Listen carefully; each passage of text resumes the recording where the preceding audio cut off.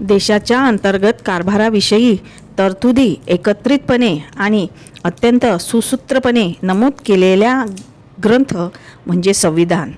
देशाच्या कारभारासंबंधीच्या तरतुदी हा प्रमाण दस्तावेज आहे. कुटुंब, शाळा, गाव यासंबंधी सगळे नियम यात समाविष्ट आहे. व्यापक स्वरूपात नमूद केलेले आहेत.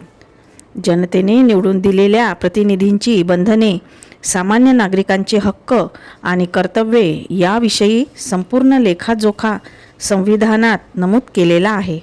26 नोव्हेंबर 1949 साली आपण संविधान स्वीकारले.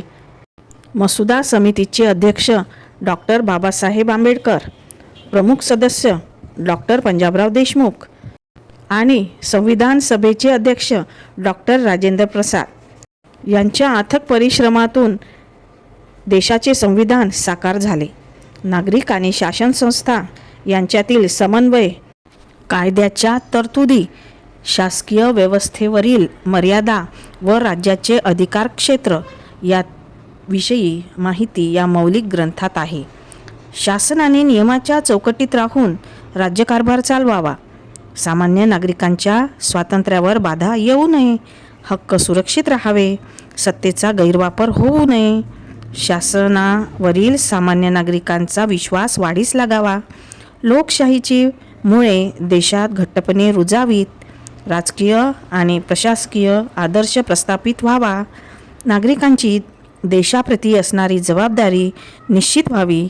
या दृष्टीने प्रत्येक कलम या संविधान ग्रंथात विस्तृतपणे नमूद केले आहे. 26 नोव्हेंबर हा दिवस आपल्या देशात संविधान दिवस म्हणून साजरा केला जातो. 2 वर्ष 11 महिने आणि 17 दिवसांच्या अथक परिश्रमाचे फलित म्हणजे संविधान पुस्तिका, ज्यात 22 भाग आणि 395 कलमे 8 परिशिष्टांसमवेत अंतर्भूत केलेली आहेत. 26 जानेवारी 1950 पासून संविधानातील तरतुदींनुसार आपल्या देशाचा कारभार चालतो आहे.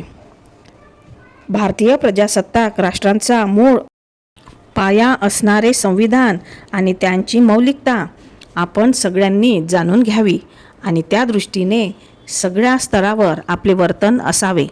हाच खरा संविधान दिनाच्या महत्त्वाचे विचार रुजवण्याचा प्रयत्न असेल. जय हिंद.